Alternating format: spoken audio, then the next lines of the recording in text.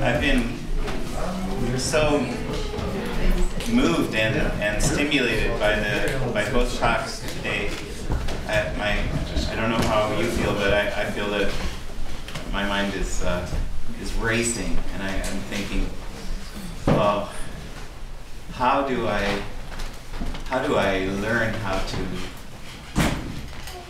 make better decisions if part of the time it's just an illusion that I'm and how do I heal the narratives that sometimes control our societies, which are not healthy, and find better ones, and how do we get a better basis of belonging than we've had up to this point? And I think I can't stop thinking about that since the last talk.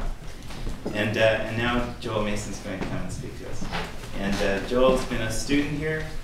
He's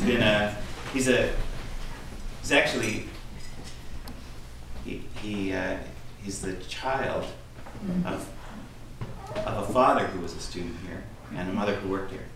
And then he was a student here. He married the only other person who was in the same position. Married Katie, whose parents had also been here working and teaching, working and studying. And then Joel became a teacher here, and he's done academic work in various places, and is currently working on a PhD at Concordia in Montreal, and it's on philosophy, performance, and music. And Joel, in our community, over the many years that he's had involvement here, has probably been the most gifted poet in our midst, the most gifted storyteller, and in recent years has been someone who's challenged me in particular, I don't know about others, but challenged me to become a better teacher. And I love the way that you think about things. I love the creativity that you've lived out in front of us for years. But I love that you've now applied this and shown us how to apply it in the study of great subjects. So come and teach us now.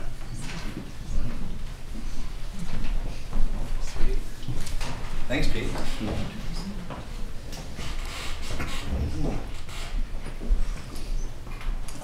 Yeah, it's really nice to be back here after a harrowing semester at a PhD. Wonderful, but fatigue-inducing. But it only underscored for me, I think about this community often, and kind of the farther that I go, I always think back to the things that were formed here that continue to either be found in me or to be found in some of the more radical, cutting-edge things that are out there. You know what I mean? So it's just amazing to think about SSU and its desires, as I am doing my work and as I encounter other communities all the time, and so it's great. So I'm going to kind of speak from a article in Process right now.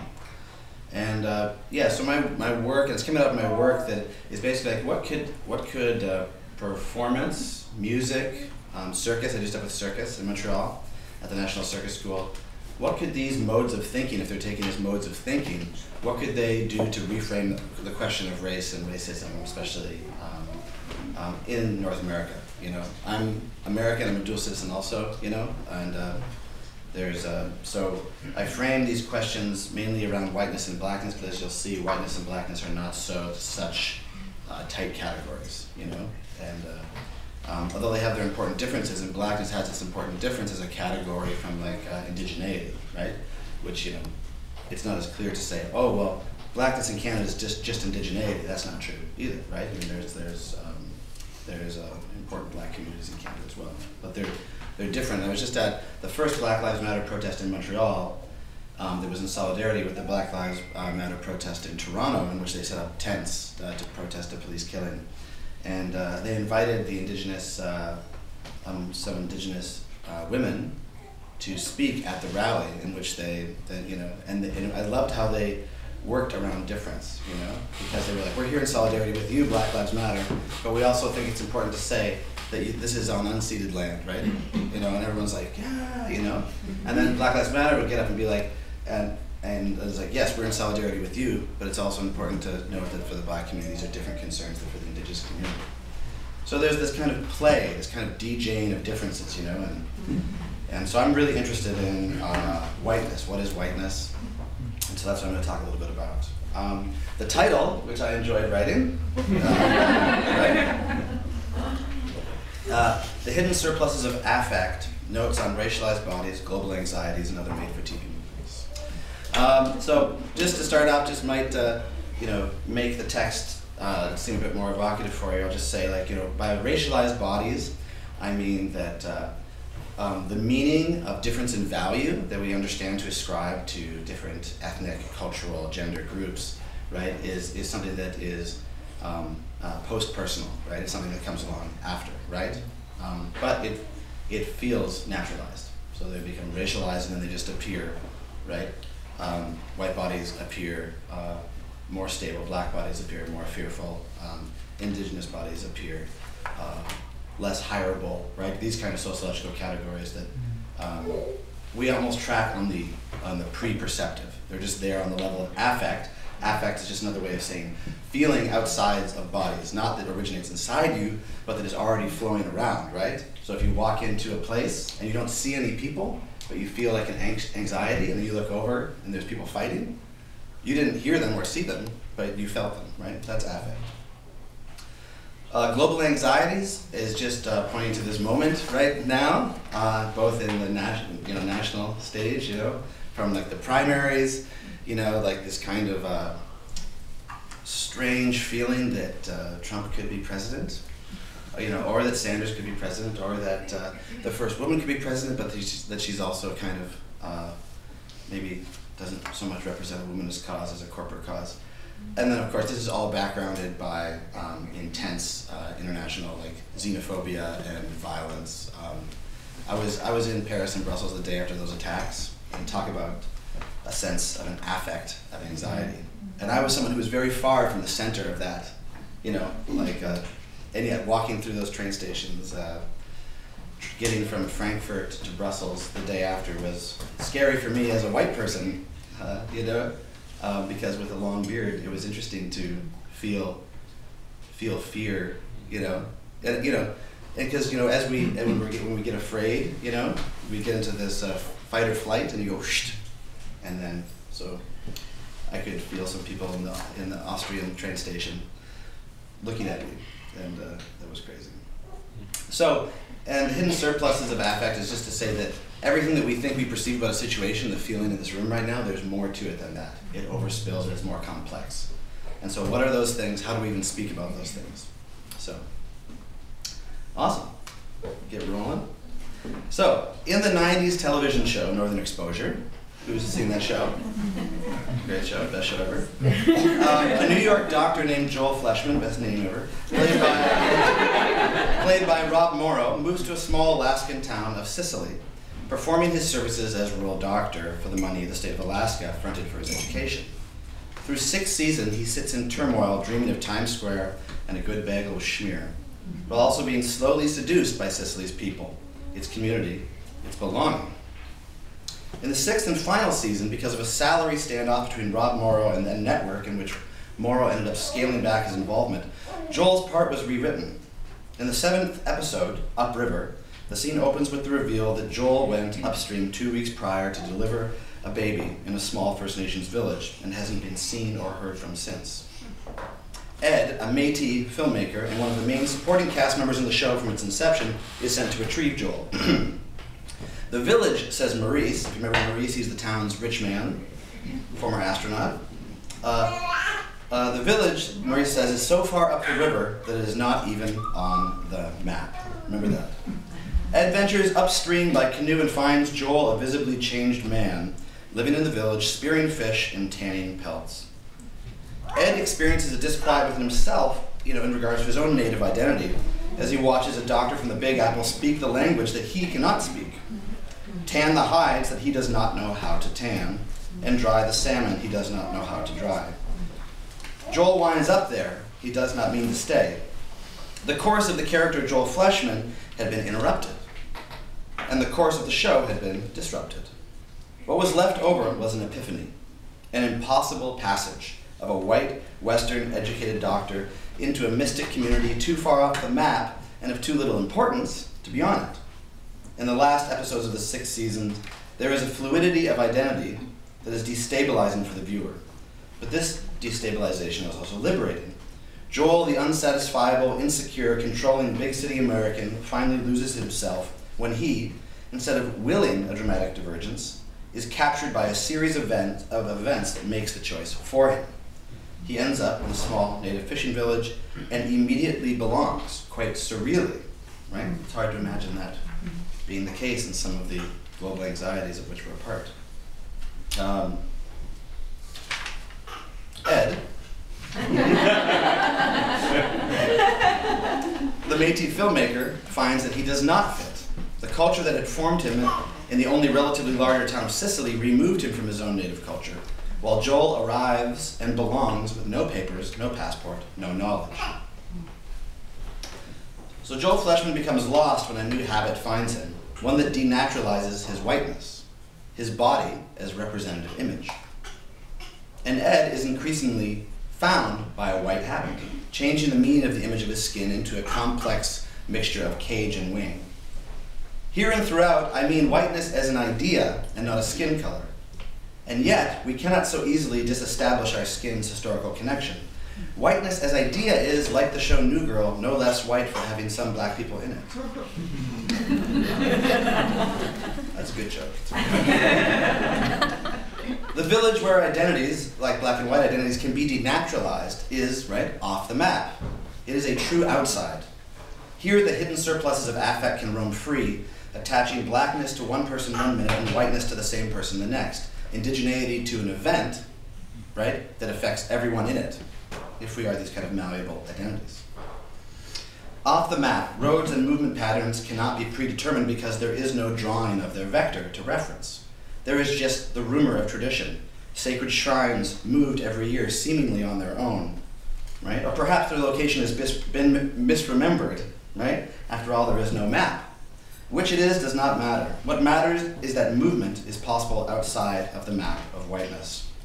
Of course, it needs to be stated that this village cannot be invented and it cannot be founded, for then it will have become mapped. And this is something that is often tried by many white people, and myself included, every day, trying to figure out, aren't we just already there yet? Isn't it fine? Aren't we colorblind? All these things. This paper is not a map to an unmapped area, for perish that thought if you perish anything, but an attempt to open the question of how we might find ourselves lost into a different habit of living, one that is different from our natural habits of racialized identities. So what do I mean by habit, right? I'll do a little quote from Brian Masumi, who's a philosopher that I work with in Montreal. It says, habit moves us to the other pole of the event.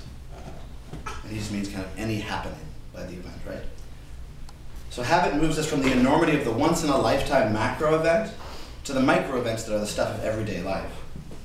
We say we have a habit, but you like this, Matt, but we all know that it is really the habit that has us. Right? It is an automatism that has taken hold and inhabits us. Right? It is of its nature as an automatism to pass under the radar of awareness. And that's very important for whiteness. We are only ever aware of a habitual action having occurred, right? What we consciously perceive are its next effects. Otherwise, we would catch it in the act and decide to execute the action or not. In which case, we will not have acted as a habit, right? A habit is self-deciding. It is a self-affecting force from the past that acts in a present, but that appears only in a next effect. The present of the force's actual operation is elided, right? It's made to disappear. And this is exactly the case of the force of whiteness in and amongst white communities, of mainly white-skinned people, but it's all, you know, but in this sense of a white normality in North America. The presence of the force's actual operation is never experienced in the moment that it's happening for the white community. So whiteness is a habit, self-deciding. right? And it decides itself into mostly white bodies, but not only. When it is said that we are only aware of a habitual action having occurred, I think of white people being shocked that something they said or did was taken as an offense, or that anyone sees America as not a post-racial colorblind society. When it is said that habit is a self-affecting force from the past that acts in the present, right, but that only appears afterwards, I think of the effect of slavery, a present effect that continues this blindness of habit, which thereby reproduces the white blind conditions for further repetitions.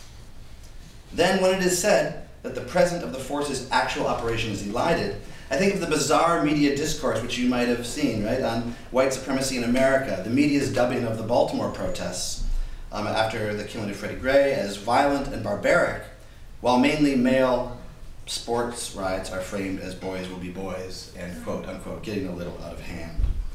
Cop cars were burning in both instances. Lastly, later it is said that since repetition is a positive creative force of time and not representation, that, quote, this implies that it may be captured and put to use. It can be operationalized. Whiteness as a transpersonal force of habit, or we could say, maybe more fancily, whiteness as a habitually powered transpersonal force. It operationalizes, it makes use of the creativity made available through the build of the past repetitions, right? So, but what does it mean to be habitualized on the level of a mass, interdependent series of bodies and societies, which we're kind of jamming on in our lived life, apparently? I still need some words from this page. Good? No, I don't. So, Fred Mona and Stefano Harney in their book, The Undercommons, they reference this amazing quote by the Black Panthers, in which they say that the Black Panthers were against the law because they were generating law, right? Instead of just breaking the law, they were against the law and not just like nothing. No, that we're against the law because we were making a new law, right? The Black Panthers they would community police their own communities because the white police force in the 60s wouldn't do it properly themselves, right? And then the media told the story about them as being these armed insurrectionists, when in fact they were feeding their communities when the social structure that was supposed to support them wasn't there, right? So I wonder from this, what would it look like to be found in or lost in the generation of a law against the law? A different affective umbrella, a different umbrella of feeling, the feeling of naturalness, what feels natural. A habit larger than individual choice, but smaller than collective possession. And I think that's important, right? One that makes explicit the amount of control and coercion being strung in and through us, while also making felt a different universe of social potential. And I think there's an interesting connection through all of the presentations today of what would it mean to imagine a different universe of social potential. Not like, let's just think about social potential, but we almost need a new, you know how they say fish, water to fish is like air. What would it mean to get into sort of a different substance in which what felt natural was different? Not just can we drum ourselves up to think the right thing over and over again. It'll just spinning our wheels, right? So, first, let's make explicit the element of control. I'm just gonna have a coffee. I go straight into like a 15-minute durational performance where I just drink the coffee silently. When I was getting set up, Sarah's like, "Are you gonna be like moving around the space? Should I be getting a good choreographic area to be able to video?" I was like, "I think I'll stand still." Right? So, control! Exclamation point.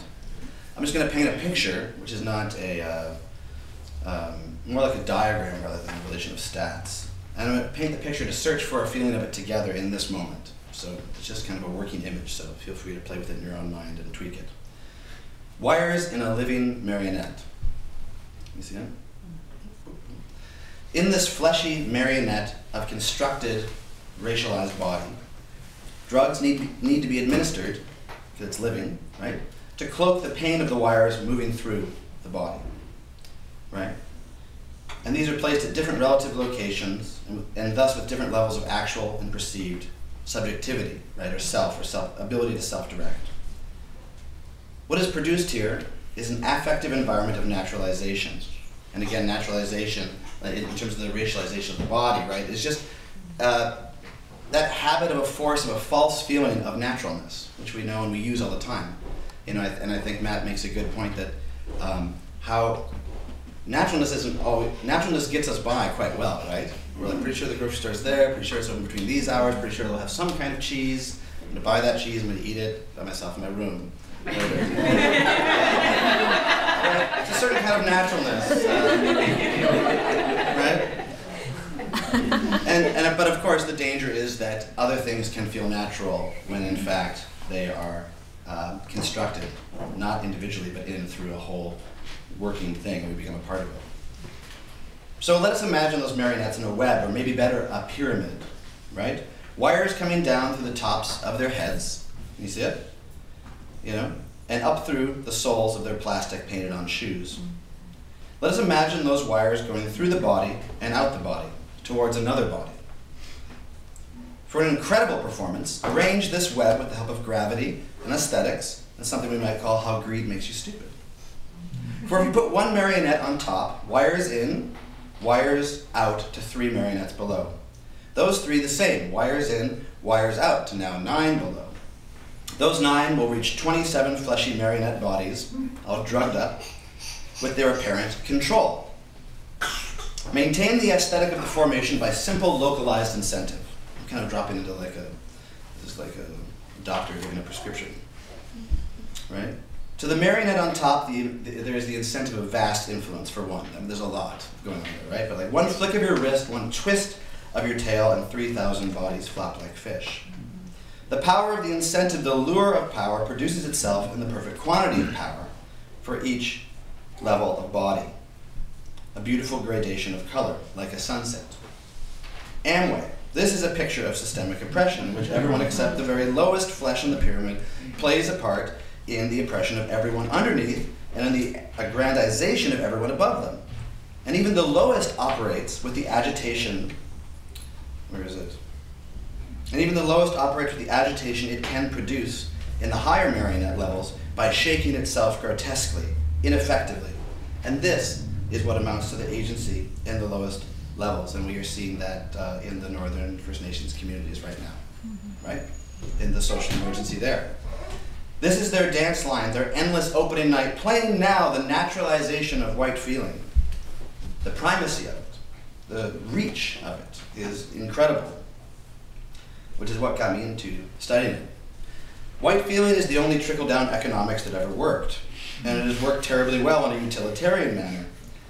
When whiteness as systemic habit, the naturalized, when whiteness as systemic habit pictured this way, right, and also the naturalization of black death and indigenous death, when it's pictured this way in a haunted triangle of feeling in the sky, when the wires are seen flowing down through increasing numbers of bodies, all feeling control without feeling white control, right? The habit that you feel the effect after.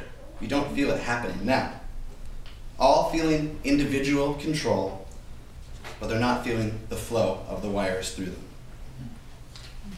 When the bodies dangling at the bottom are imagined, no wires coming from their painted-on shoes, just air, hangman's feet.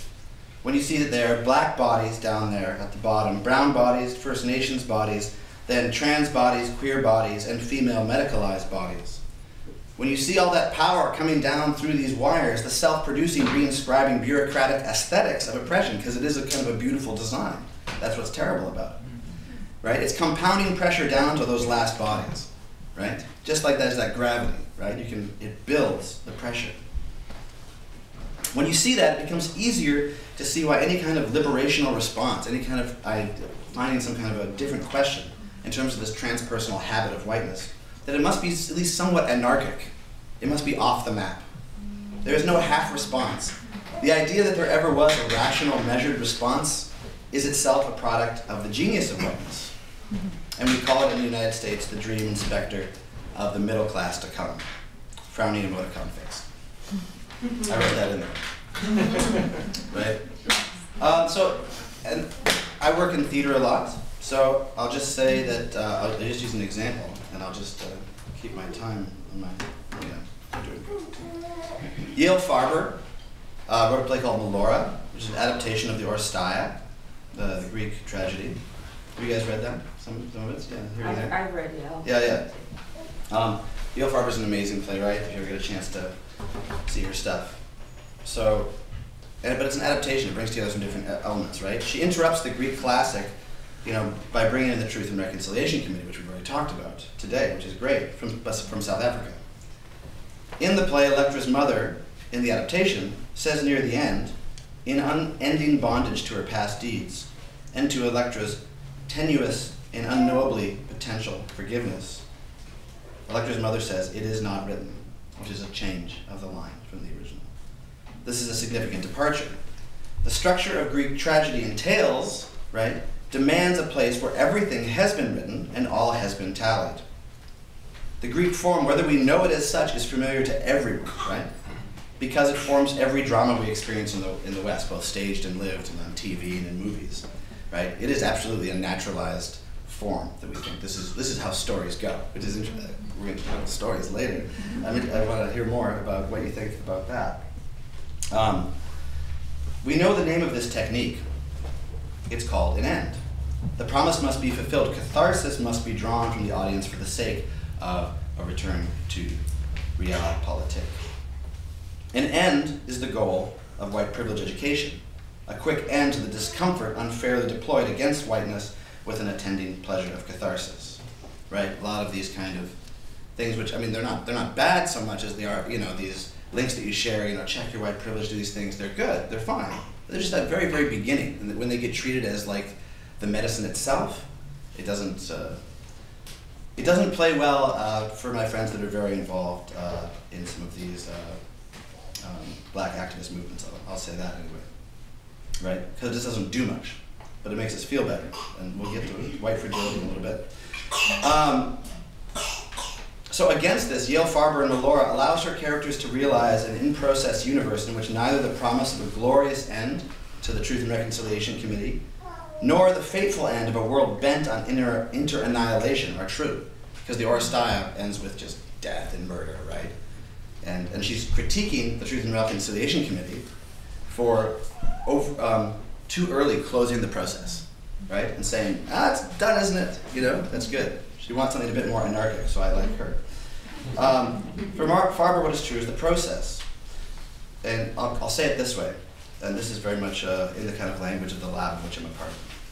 The futurial force of reconciliation draws us into and across intensities of potential, what could be, right?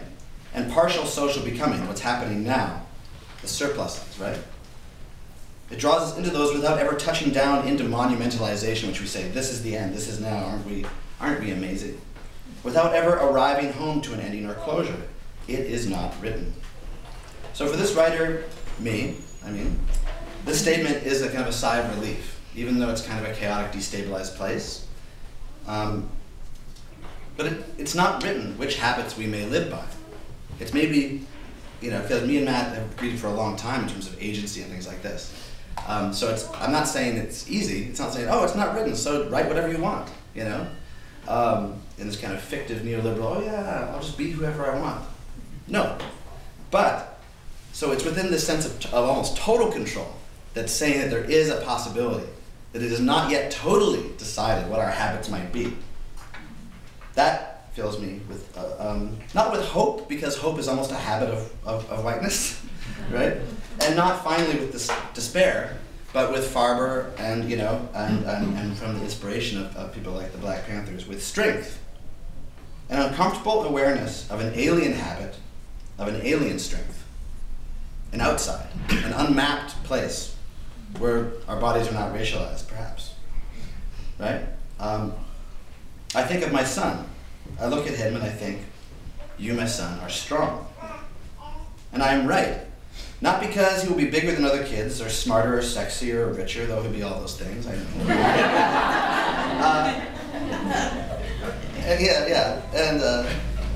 And this potential, particular precarious strength is there not because he is white. Because it's a different thing, that the danger of his whiteness will bring a kind of an advantage. It's a danger, right? But he's strong because he's alive. And because he is alive, in all that technicality, he has a kind of potential of unmapping, right? A potential of becoming something that's on the outside.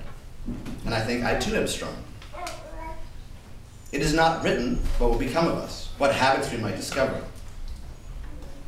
But the power of whiteness is so strong, so much so that many aspects of my own life have been organized to make me a deputy of its strength, right?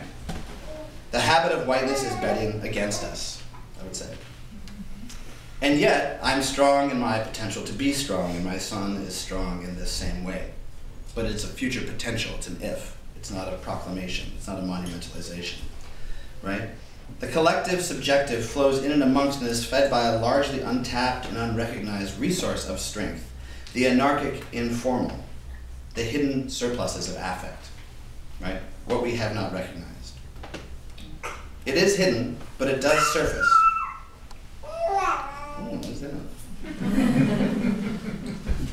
I'm enjoying being a father with the feeling of like all of a sudden not caring about anything that you're doing at the same time. For someone who's always very interested in their own work, it's really bizarre.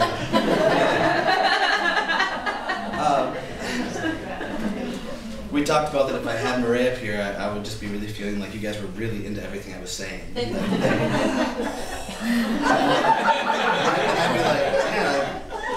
man, I've really gotten good as a speaker.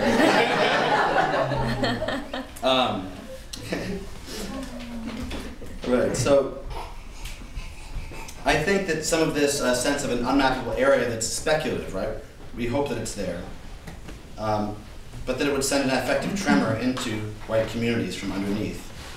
A tremor because it is a challenge to the assurance of a policed ending. You know, the idea of a policed ending is like a measured response where we only tinker with our existing habits, right?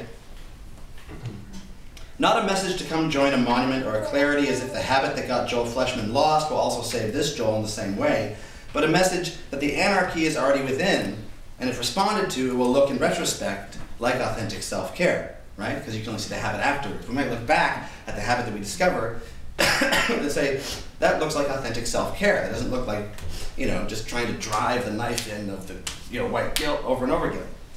And it will also look like, among other things, anti-racism, right? The vision in Upriver, Northern Exposure, is of a place no longer evaporated by binaries, tragedy and comedy, right? No more bent into a beneficial submission, not any longer broken down into such small increments of pain, in the sense of white consciousness, that we are kind of shamefully and secretly relieved when the more devastating blows are experienced by our black and brown and indigenous brothers and sisters. So the transpersonal affect of whiteness, the habit of whiteness, is not white people. It's the non-anarchic, the solidified image of a flow that most white people live within, and which we might even call concretization itself, right? Insofar as concretization names not decision or decisiveness, but just because whiteness doesn't, you know, equal white intrinsically, it doesn't mean that this experientially isn't the general case. Racialized bodies produced by habits of white cultural production. Right? We're talking about endless endings that never produce anything but the need for more production, more slaves, more deputy slaves. We're seeing the marionette pyramid, right? To keep the slaves going. It's generals, deputies, and marshals at the top of the systemic pyramid of fleshy marionettes, right? It's passed on through environments of power, place, community, and the memory of benefit. All these set the conditions for the emergence of a white people who also have a way of being in the world that gets called whiteness. So, I think what I'm trying to do is to open a process, along with a lot of other people that have put themselves way more on the line than I have, that will not be immediately closed by this habit of whiteness that's always closing and ending, right? Ending with its endless ability to reappropriate, right? So thus decided, the option opens without explaining how, to ritualize the death of the habit of whiteness. I don't know how. The burning of our maps of habit, the maps of our naturalized bodies of power color. In the performativity of the interstices between discourse, activism, and art, which is kind of where I work, right? Collective particles are planning techniques, right? And this is happening everywhere where there is a social kind of life happening, right? Even if it's not explicitly anti-racist, if there's a social potential in a place, then this unmappability can come to it. I just don't know how. Love and action in a time of war means to plan together incessantly, to buy balloons and send out invitations for the already present to come party of the demise of this habit of whiteness and its monopoly on white feeling. It means readying my white body, my already racialized body, for the pain of withdrawal symptoms, what is sometimes called white fragility. The pain of withdrawal symptoms of kind of the function of the place in the marionette, right? This is kind of a white fragility. Locked between skin and bone, we are no more than we appear. But extending anarchic desire, like a fly rod's line, into the performative social, and there to catch ourselves being made by something else. There finding ourselves performing authentic self-care across human and more than human lines, onto the street and up into the classroom, into the commuter car and out into the dark forest filled with toad song. I keep on losing myself in the desire to do more, be more, fight more, love more. But that song, do you hear it? That song, which has been singing for quite some time, is asking me to think of this otherwise world as being in this world, that birth of a baby, cutting into those oceanic radical collectives, cutting into that strange vein of rock, being cut by those Michaels and Trayvons, Sandras and Charlestons. To let my movement be touched, be bought, be pulled by the string of that thought, all along the coals, the coasts, the inlands, the river vectors, and the lake's surfaces. Be pulled by the thought that was already churning with anticipation before I was born, before the habit of whiteness was born, before slavery was born. There is a world beyond the map of the habit that controls us. But these days, each grand jury decision only legitimizes the power and violence coursing through those living in and under whiteness. Each refusal to indict is a trumpet call for more violence, in the subconscious out to this bizarre network of white feeling, and then in a week 5 black churches are burned. Against those codes that pull and tempt white feeling everywhere, we can ask, what is moving otherwise in a moment? This is no ending, thank you, Melora. And this paper is one gesture and a ritual, nothing in itself, but maybe an indication of entries and exits of others, by which to orient or perhaps disorient. But collectively, in the same transversal line that whiteness uses to build hell, time itself can be hewn from the trunk of the great white tree. For the great white tree is not natural. By moonlight, not a piece at a time, right? For we cannot repay the debt, but rather one long thread starting at the outside. You know those the tree bark that you can pull off in like a string? Have you ever seen that? You can just go and go. One long thread starting at the outside and moving in concentrically, a ritual beginning in its first pull, a habit at its last.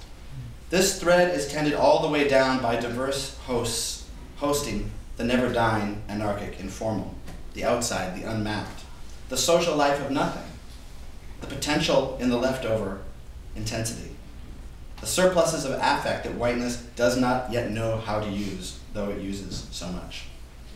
Thank you.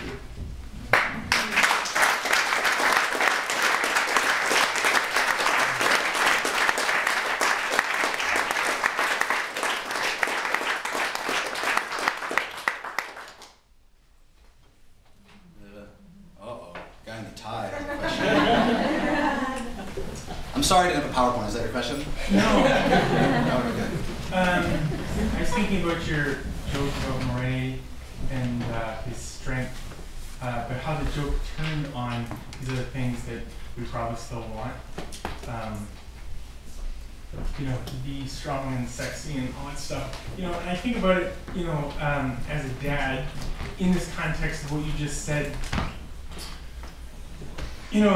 And Richard Rohr, whiteness loves order above all else. And Whiteness loves order? Yeah, whiteness loves order above all else. Nice. And also, Bergman talks about the totalism of empires and the way in which maybe artists, because they don't do things in the format of empires, not via memos, that they have the ability to do things that maybe you would call anarchic. So the question is something like this. What is, can anarchic become habit, and can habit become anarchic? Like, it's this question of response. Mm-hmm. And basically everything you said to me is a given.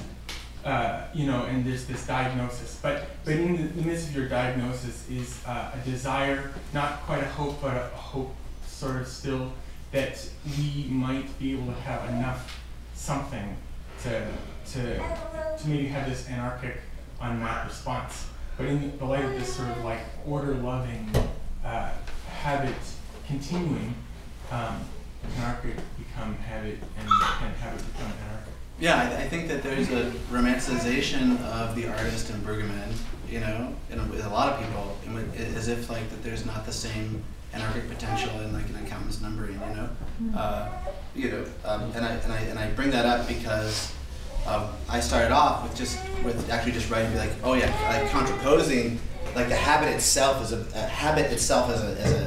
thing as being a bad thing. And the anarchic potential as being like, you know, so we're just like, hey, everybody. That's non-habitual, I guess.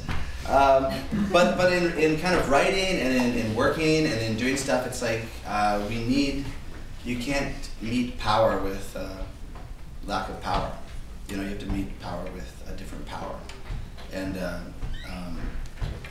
so I think my answer to your question is that the habit, which is always changing and becoming, which is a part of its anarchy, is already happening, right? In the outside, right? In these sacred shrines that move every year, or we forget where we put them, you know. And it's and it shouldn't be fetishized onto, you know, indigenous communities, you know. For instance, like that's just a good. I just like that show, you know. And yeah. So, but there's I really think that there's habit already happening, strange, weird, but also super normal, that connects to like the love of a child, you know, you know, those kind of instinctual, pre-personal things. So I think it's there. I don't really know how, but I do think that it's a habit. It's just not, we wouldn't maybe even recognize it as a habit. So maybe a better question is then, how would we recognize its habitualness if we are so habituated to only see habit as this order thing you're saying? Do you ever feel like, I mentioned narration, just be like, do you ever feel afraid about the depth of whiteness in you? Oh yeah, I'm very afraid of it. I'm very afraid of it. And I have like complex motivating forces that involve like, you know, looking good to, I don't know, some idea of myself as but I think that's part of the problem. More motivating forces end up being like I when I have the fear of my whiteness and it coming out, and something like this Black Lives Matter protest, right, in solidarity with BLM Toronto, I went because of my friends and a lot of your friends, Jesse and Justin's kids, Zola and Panim. I went for them, who are black girls. You know what I mean? So it's like, I worry about my son, I worry about me, but I really, what makes me go and do something that would be very uncomfortable for me is Zola and Panim. Because I love them. I love them, and the fear that I have for them and how what they're growing up into is nothing to the fear that Jesse and Justin feel.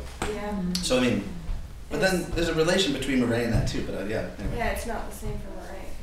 It's really not the same for Murray. His danger will be becoming habituated into being an accessory, which which will happen actually, probably, right? Because it's happened to all of us. That was me. Yeah. First, I love the way you use language. Like it's just the images and metaphors. It's hard to keep up, Thanks. but it's great. But I'm going to go back to the image of the marionettes and the pyramid. Mm-hmm. And you had mentioned about the drug that so that it's not too painful. You know, the wire coming down through and then out through. So I have an idea, but I'm curious. What do you think the drug is? Or is it or do you think it is a thing? Is there a metaphor? I mean, I think there's lots of there's lots of drugs that whiteness dispenses, you know, including like at a very practical level of like, you know, like drugs to the minority marionettes at the bottom that they get huge jail sentences for that they produce, but they're more intense at the top, but they don't produce jail sentences. But that's more of a practical application. But I mean, I think that there is this, I don't know what you call the drug. I guess I just know that the effect is like a kind of a bifurcation between the experience of your benefit and the experience of the very particular and slight oppression of that benefit. The thing that turns you into like an accessory to oppression, and having to numb that out. Yeah. You know, but there's a bifurcation because they're kind of one piece. What do you think? Well, so I have two ideas. I think Mark said something about religion being the opiate of the masses. So, and to tie into Joy's thesis yesterday for presentation. So I think the possibility of religion being one of the drugs, and another one that's even more powerful, maybe, more pervasive, maybe, is consumerism. Maybe that's not exactly the right word, but we become complicit in a system of oppression, and we benefit from it even as we argue against it. You know, so that, and we're bound because we're part of this pyramid with wires in, wires out, binding us to those above and below. So it becomes, so then there's a term that I don't know much about, but I think would be interesting to look at it, is positive deviance. So how do we, you know, yeah, I think it's related somewhat to some of the stuff that Kara was saying in terms of narrative, but how do we, or can we, like, are we so bound by, and I think it's not like the order that we say that we love. I just think it's because the status quo benefits us. It's not, we don't choose to love the order. It's not the order, it's the benefit that we love. And that binds us, you know, together. So how do we, as we recognize that, how do we use positive deviance, or can we, to disconnect? Or maybe if we can remove the drugs that is anesthetizing us from all of this, then can we do something creative and positive, or will removing the drug cast us into just chaos? Yeah, because I don't know if you can. I would see removing the drug as kind of like the measured, which I think is actually almost impossible to do. Yeah. Like my friend Kenny, who works in Boston. Yeah, I mean, he wrote a wonderful article, which I'd be happy to circulate, called "We're in a social emergency, now what?" And he's a black activist there, and he's just so upset at white silence, you know, and so to me, it's actually amazing to observe the inability to remove the drug, and maybe that's related to pain, maybe that's related to other mechanisms, which maybe to the religion thing I find interesting, because I'll just note that Deleuze, in a chapter on faciality, does this great thing where he ties back the whole distinction of value between races back to the Christ face, but the European Christ face, right? So it's about narrative, right? And it's and so to facialize something is to make it distinct and opposable, which I think affirmative deviance, is that what it's called? Positive deviance needs to be not into this oppositionality, because oppositionality only produces this repetition of back and forth. And so for Deleuze, he's kind of saying, like, it's this really beautiful, crazy passage where, like, from Europe, you know, like the Christ face, like facializes all bodies in relation to itself, right? And that, of course, was the colonialism going out, which was a big, like, national, political, religious project of, like, the church, and like that. I think that the response, like the stuff we'll find out in the outside, will probably also be religious, but it won't. Maybe we wouldn't recognize it as such. And just for clarity, you know, I often wonder if Marxist, when he said religion is the opiate of the masses, if that was a prescriptive statement or a descriptive statement. Right. And to me, it's not. I mean, I would say it has served as an opiate of the masses, but hasn't been. If it's not its main function, that's an aberration. That's a distortion of its function. And